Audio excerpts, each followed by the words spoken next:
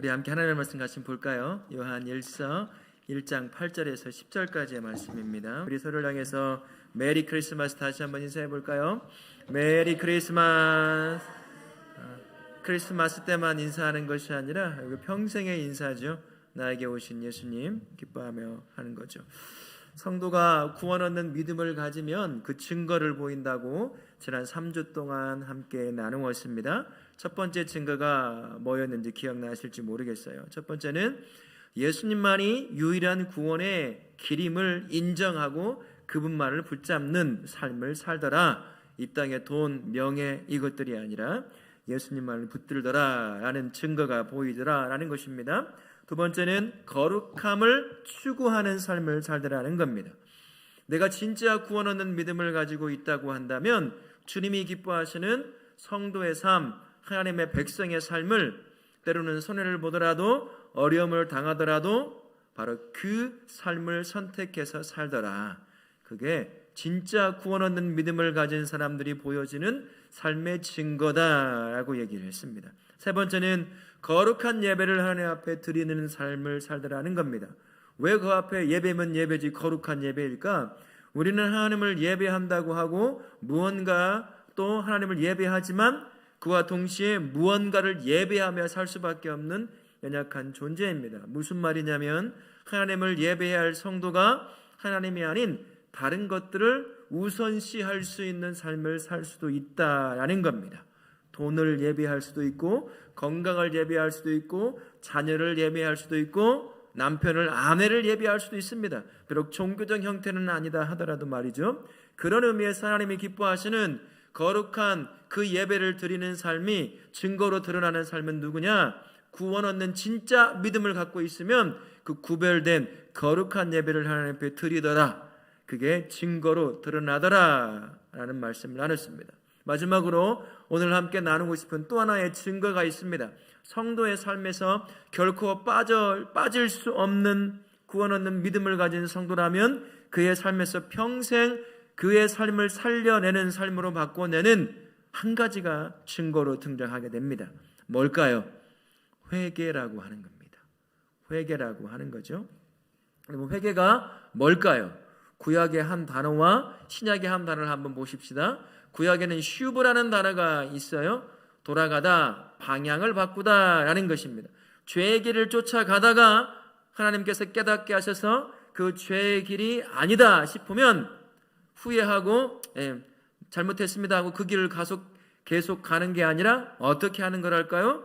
다시 가던 길만큼 돌아와서 옳은 길을 선택해 그 의의 길로 가는 것. 그게 구약의 슈버라고 하는 단어가 가지고 있는 강조하는 것이라 할 수 있습니다. 신약에는 메타노이아라고 하는 단어를 쓰는데요. 마음을 변화시키다, 생각을 바꾸다는 겁니다. 행동을 넘어서서 이제는 내면의 변화까지도 추구하는 삶, 내적 변화와 새로운 태도를 강조하는 단어라고 할 수가 있는 거죠. 그래서 회개란 무엇일까? 죄를 인정하고 용서를 구하며 하나님께 다시 돌아가는 결단과 행동을 말합니다. 그 안에는 나의 의지가 들어가 있고 나의 삶이 들어가 있으며 나의 생각과 나의 감정이 전인적으로 죄에서 멀어져 하나님을 향해 인생의 방향을 트는 것이다 라고 할 수가 있는 겁니다. 이 진정한 회개는 내가 스스로 할 수는 없어요. 성령께서 내가 죄인임을 깨닫게 해 주어야 합니다. 왜 성도, 진짜 구원 얻는 믿음을 가진 성도만이 회개를 할 수 있냐면 성령께서 그의 눈을 열어주시기 때문이에요. 여러분들 지나가던 사람에게 당신 죄인입니다 라고 하면 어떤 일이 발생할까요? 뒤지게 맞는 거예요. 이런 내가 너보단 더 잘 사는데 네가 나를 죄인이라고 얘기해? 그런데 구원 얻는 믿은 사람이 있으면 당신 회개해야 됩니다 하면 어떨까요? 회개에 나아가요. 구원 얻는 믿음을 갖고 있는 증거가 이 회개라고 하는 것입니다. 그게 바로 그 안에 성령께서 역사합니다. 보게 하는 거죠. 깨닫게 하는 겁니다. 사법적인 죄를 넘어선 내 안에 결코 스스로 캐낼 수 없는 죄가 있는 죄인이라는 것을 보게 하신다는 거예요. 그래서 회개하게 하신다라는 겁니다. 그래서 성령이 역사하지 않으면 죄를 깨달을 수가 없는 겁니다. 그래서 교회를 다닌다고 하더라도 진정한 회개가 있는 사람이 있는가 하면 뉘우침 그 정도에 머무는 사람이 있어요. 아직 성령께서 그의 눈을 열어서 자신이 죄인됨을 보게 하지 않았기 때문인 것입니다. 그러니 삶의 변화가 일어나지 않는 거죠. 그런 분들을 위해서 성령께서 눈을 열어 죄인됨을 깨닫게 해주십시오라고 기도해 주시면 좋겠지요. 진정한 회개를 통해서만 하나님과의 깨닫던 관계를 회복할 수가 있습니다. 구원 얻는 믿음을 가진 성도는 이것을 알죠. 내 관계가, 하나님과의 관계가 죄로 말미암아 망가지면 불편해서 살 수가 없습니다. 못 견뎌내는 거예요. 그래서 죄를 회개할 수밖에 없는 겁니다. 그래서 깨닫던 하나님과의 관계, 불편한 관계를 죄를 회개함으로 말미암아 매일같이 다시 그 관계를 회복해내는 거예요. 그게 구원 얻는 믿음을 가진 사람, 진짜 믿음을 가진 사람이 보이는 회개라고 하는 증거라고 할 수가 있을 겁니다. 왜 하나님께서 회개가 믿음의 증거로 우리에게 주셨을까? 우리가 회개할 수밖에 없는 전제 조건을 알면 당연히 쉽게 이해할 수가 있을 겁니다. 로마서 3장 10절부터 12절에 이렇게 말씀하고 있어요. 같이 한번 읽어보겠습니다. 기록된 바 의인은 없나니 하나도 없으며 깨닫는 자도 없고 하나님을 찾는 자도 없고 다 치우쳐 함께 무익하게 되고 선을 행하는 자는 없나니 하나도 없도다. 우리는 모두 죄인이기 때문입니다. 아담의 범죄함으로 말미암아 그 죄가 우리 스스로는 씻어낼 수 없는 그 죄가 영혼 깊숙이 들어와 우리를 파괴시켰어요. 부패하게 만들었습니다. 그래서 한 명도 의인이 없는 거예요. 모두가 다 죄인이라고 할 수가 있는 거죠. 우리가 회개하지 않으면 안 되는 이유가 바로 여기에 있는 겁니다. 갓 태어난 아기부터 해서 수많은 삶의 경험을 겪었던 사람들도 이 죄에서 자유로울 사람이 한 명도 없다라는 것입니다. 우리 안에 죄의 부패성이 남겨져 있기 때문입니다. 그래서 우리는 생각을 통해서도 감정을 통해서도 다양한 방법을 통해서도 죄를 지을 수가 있어요. 지금 이 순간에도 여러분은 머릿속에 감정에 어떤 죄를 범하고 있는지도 모릅니다. 우리는 그 죄에서 벗어날 수 없는 죄인이라는 이유 때문에 회개하지 않으면 안 된다라는 겁니다. 부패했을 뿐만 아니라 그나마 하나님을 발견할 수 있을 만한 한 가지, 내 안에 있는 하나님의 형상이 죄로 말미암아 완전히 깨져버렸습니다. 여러분, 거울이 완전히 깨진 게 있어요. 그러나 떨어지지 않고 거울 틀 안에 그대로 박혀 있어요. 조각조각 난 거울 한번 보셨습니까? 제대로 제 얼굴이 비춰지던가요? 코는 이쪽에 가 있고 눈은 이쪽에 가 있고 이건 사람도 아니요 괴물도 아니요 아무것도 아닌 모습으로 비춰집니다. 마치 그와 같은 겁니다. 죄가 들어오면서 부패하며 내 안에 있던 하나님의 형상이 그렇게 깨져버린 거예요. 그러니 하나님을 찾아갈 수도 없습니다. 하나님을 찾아갈 수 없는 그 존재가 무엇에 인생을 집중하겠습니까? 자신에게 집중할 수밖에 없는 거예요. 자신의 내면의 죄성을 쫓아 사는 삶, 그 삶에서 벗어날 수가 없는 거죠. 그게 옳은 것이냐 그렇게 쫓아 살 수밖에 없습니다. 그래서 죄에서 뒹굴다가 죄 가운데 함께 짝하에 살다 영원한 지옥으로 갈 수밖에 없는 존재가 바로 죄인인 사람이라고 하는 존재라는 것입니다. 생각도 감정도 모든 것도 그렇게 죄의 영향권 아래서 항상 죄를 범하는 거죠. 그래서 오늘 말씀에 뭐라고 말하냐면 무얼 하든 다 치우쳐 함께 뭐 한다고요? 무익하게 하게 되고 또 뭐라고 합니까? 선을 행하는 자가 없다라는 겁니다. 나는 나름대로 선을 행하지만 하나님이 보셨을 때는 하나님이 원하시는 선은 도달하지 못하는 거죠. 나름 선입니다. 다 자기 이득을 생각하면서 선과 같은 행위를 하게 되는 거죠. 진정으로 이타적인 삶을 사는 사람이 누가 있을까요? 여러분 간디 아시죠? 간디. 어디 간디가 아니라 인도의 간디 말이에요. 졸려가지고 지금 간디가 간디인지 그 간디인지 저 간디인지 지금 못 알아먹고 있어서 제가 한번 말한 겁니다. 간디가요 무저항 운동 참 이타적인 삶을 산 것 같지만요, 간디의 일생을 쓴 여러 가지 책을 보게 되면 그 뒤에 그가 누릴 수 있었던 것들을 누려왔던 것을 보게 됩니다.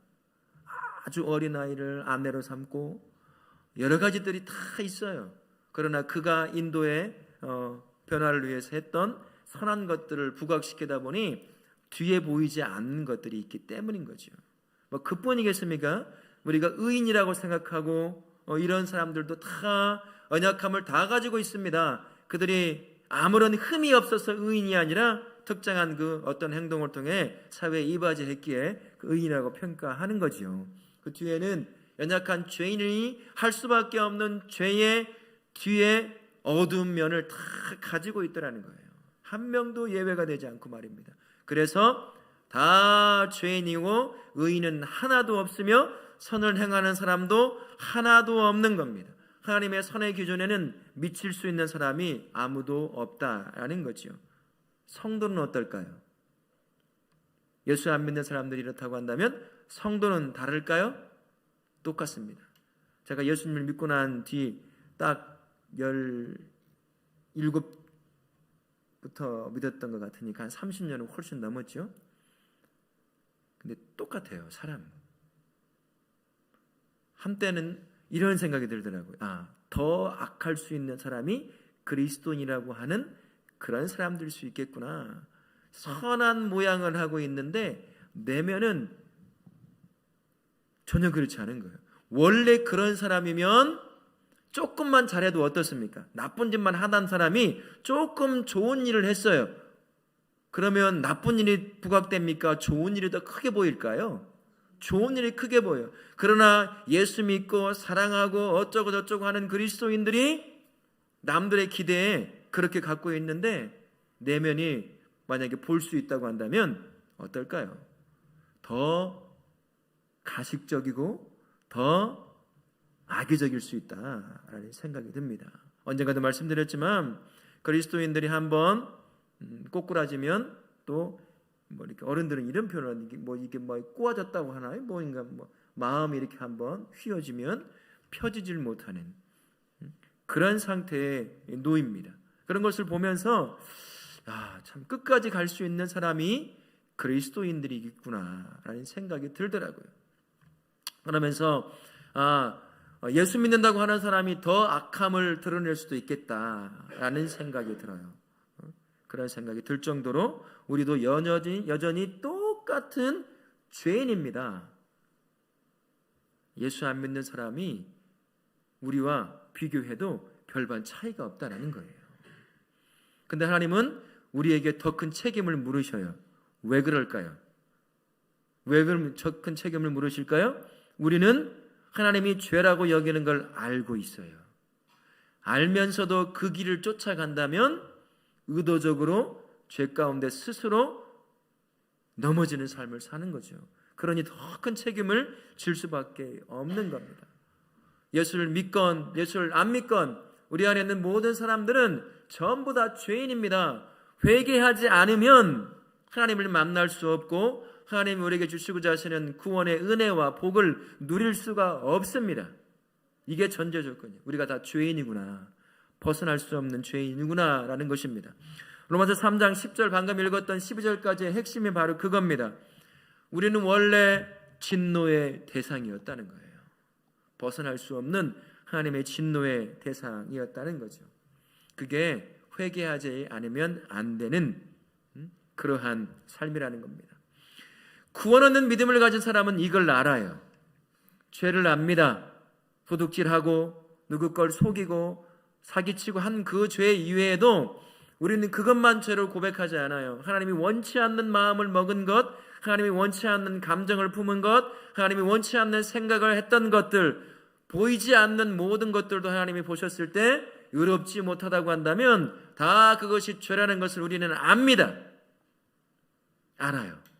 구원 얻은 믿음을 갖고 있는 사람은 그것을 알기 때문에 그 감정을 한번 경험하고 그 생각을 하게 되면 불편해서 살 수가 없습니다. 구원 얻는 믿음을 가진 사람은요. 내 안에서 올라오는 이건 하나님이 원치 않는 감정인데, 이건 하나님이 원치 않는 생각인데, 이건 하나님께서 기뻐하지 않는 삶의 태도인데, 이 불편함에 견딜 수가 없는 거죠. 그래서 어느 자리에 나가게 될까요? 구원 얻은 믿음을 가진 사람은요, 반드시 어떤 자리요? 회개의 자리로 나아가야 돼요. 자연스럽게 회개의 자리로 나아가 나의 죄됨을 고백하는 것입니다. 그래서 구원 얻는 믿음을 가진 사람의 또 다른 증거는 회개일 수밖에 없어요. 우리는 근본적으로 죄인입니다. 그리고 우리는 예수 안에서 눈이 열려 죄가 뭔지 아는 사람들이에요. 진짜 예수를 믿고 진짜 구원 얻는 믿음을 가졌다고 한다면 그런 생각, 감정부터 해서 하나님이 원치 않는 모든 것들을 품고 생각할 때 그것들이 내 안에서 일어날 때마다 불편해서 이대로는 하나님을 만날 수 없고, 이대로는 하나님께 기도하러 나갈 수 없고, 이대로는 하나님을 찬양도 예배도 할 수 없다는 걸 알기 때문에 회개하지 않을 수 없는 거예요. 그래서 진짜 구원 얻는 믿음을 가진 성도는 반드시 회개라고 하는 증거를 보이게 되어 있다는 겁니다. 회개는요, 우리를 언제나 계속 말씀드리지만 생명의 길로 인도하는 문입니다. 여러분의 삶에 회개가 어떻게 일어납니까? 한 달에 한 번, 일주일에 한 번 고백될 그 정도입니까? 어쩌면 매일같이 고백해야 될 게 회개라고 할 수가 있을 거예요. 구원 얻는 믿음을 가진 우리 모든 성도님들은 회개가 여러분의 진짜 믿음의 증거가 되실 수 있기를 바랍니다. 회개했다고 다 끝나면 안 되죠. 우리는 또 연약합니다. 마치 자석이 자석을 끌어모으는 것처럼 내 안에 남겨져 있는 죄성 때문에 여전히 회개를 했어도 또 죄를 지을 수 있어요. 그죠? 그러나 그걸 당연하게 여기면 되겠습니까? 안 되겠습니까? 당연하게 여기면 안 되죠. 그래서 스스로를 잘 가꾸어 갈 수 있어야 합니다. 그게 바로 경건의 훈련이고 경건의 삶이라고 할 수가 있습니다. 청교도 신학자인 존 오웬이 회개한 성도는 죄를 멀리하기 위해서 몇 가지 의무를 행해야 된다. 놓치지 않고 의무처럼 행할 일이 있다. 한 5가지만 알아보면 이렇습니다. 세상을 멀리하라고 그랬어요. 그러면 산속에 들어가서 살라고요? 그게 아니에요. 기도원 가서 매일 기도만 하고 있으라는 얘기가 아니라, 세상을 멀리하라는 것은 세상의 세계관, 사상을 쫓아 살지 말라는 겁니다. 야, 돈 있으면 최고야. 네 건강하면 최고고, 뭐가 최고야, 뭐가 최고야. 그런 말 수없이 우리 들을 수 있잖아요. 거기에 인생을 빼앗기지 말라는 거죠. 거기에 삶을 집중하지 말라는 얘기예요. 속지 말라는 얘기입니다. 그래서 세상을 멀리하라라고 말합니다. 하나님이 기뻐하시는 일을 추구할 수 있어야 한다는 거예요. 그렇지 않으면 또 똑같이 죄에 무너질 수밖에 없는 거지요. 그리고 두 번째는 지난날의 죄를 멀리할 뿐만 아니라 스스로 죄를 지었던 나를 미워하는 겁니다. 나를 학대하라는 얘기가 아니라 죄 지을 수밖에 없는 죄인됨을 미워하는 거죠. 멀리 미워서 멀리 보내는 것처럼 미워하라는 것입니다. 죄에 무너졌던 삶을 멀리할 뿐만 아니라 그렇게 쉽게 무너진 자신을 미워하라는 거예요. 날 구원하시기 위해 예수님은 십자가에 죽으셨는데 나는 이 유혹 하나 이기지 못하고 쉽게 유혹에 무너져 죄 가운데 무너지고 있는 자신의 모습을, 죄에 무너진 그 모습을 미워하라는 겁니다. 또 세 번째는 죄를 물리치기 위한 행동을 하라는 거죠. 가만히 저도 저의 삶을 통해서 일어나는 죄들을 바라보면 새로운 죄가 별로 없어요. 거의 없습니다. 우리 어떤 죄에 무너지지 한번 생각해 보세요. 반복된 죄거든요. 사실은 반복된 죄라는 것은 어떤 의미일까요? 내가 살아가는 삶이, 그 반경이 언제나 그 죄를 범할 수 있도록 환경도 사람도 사건도 벌어지는 범위 안에 있다는 얘기입니다. 나는 술 절대 안 마실 거야. 그러면 친구들이 야, 우리 이야기 좀 하게, 우리 호프집 한번 가자. 난 절대로 안 마셔. 그래서 마셔. 술 먹는다고 그 큰 죄가 되게 있습니까만, 술 먹다 보면 또 쓸데없는 짓거리를 하게 되잖아요. 이제 그렇게 죄가 되잖아요. 그래 놓고서는 또 회개해요. 어떻게 해야 되겠습니까? 안 가야죠. 친구가 유혹을 해도 안 가야죠. 나는 절대 안 마실 자신 있어. 그 말 한 사람이 10분도 안 지나서 술잔 들고 있는 걸 볼 수가 있어요. 그렇게 삶을 갖고 가라는 겁니다. 나를 유혹하는, 반복적으로 죄 가운데 빠지게 만드는 그러한 사람, 그러한 환경, 그러한 조건들을 벗어나던 도망치던 없애던 하라는 이야기지요. 그렇지 않으면 또 똑같은 죄를 반복해서 짓더라라는 것입니다. 그래서 죄를 물리치기 위해서 능동적으로 행동을 취할 수 있어야 한다라는 겁니다. 네 번째, 혼자 있는 시간과 공간을 각별히 주의하라. 어느 때 내 안에서 있는 죄성이, 유혹이 가장 나를 흔들게 할까요? 혼자 있을 때예요. 공상부터 시작해서 다양한 생각과 그 생각이 자극하는 감정에 쉽게 휘말릴 수 있는 게 저와 우리입니다.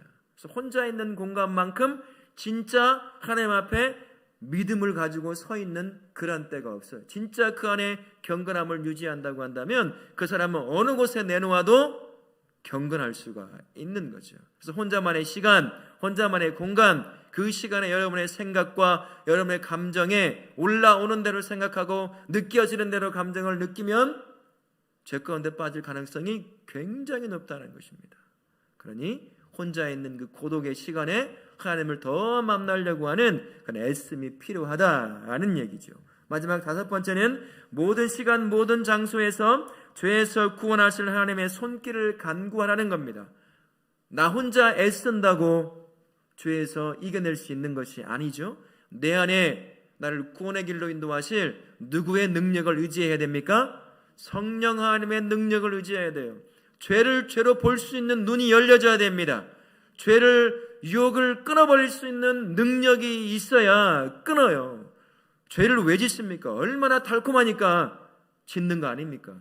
죄를 죄로 알면서도 쫓아가 죄를 짓는 이유는 그만큼 강력한 매력을 갖고 있기 때문이라는 거예요.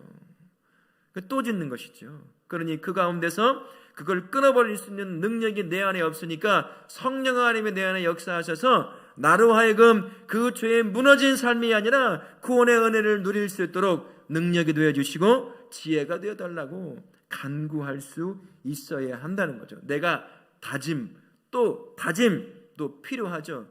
저도 그래 봤습니다. 내가 절대로 다짐 또 하지만 여전히 연약해 무너지는 나 자신밖에 볼 게 없더라고요.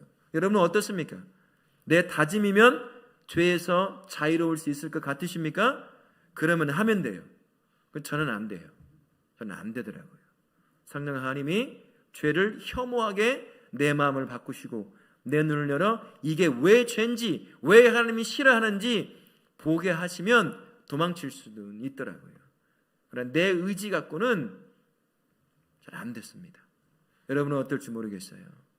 그래서 모든 상황에서 하나님의 죄 가운데 무너지는 삶이 아니라 구원을 누릴 수 있는 그 하나님의 손길을, 구원의 손길을 구하는 그런 삶을 살아야 한다는 거죠. 회개는 성도의 생명입니다. 회개를 멀리하는 인생, 생명을 스스로 차버리는 것과 같습니다. 우리는 죄인이기 때문이에요.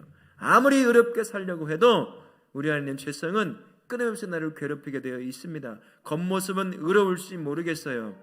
하지만 속은 다릅니다. 속은 다르죠. 우리 하나님은 알죠.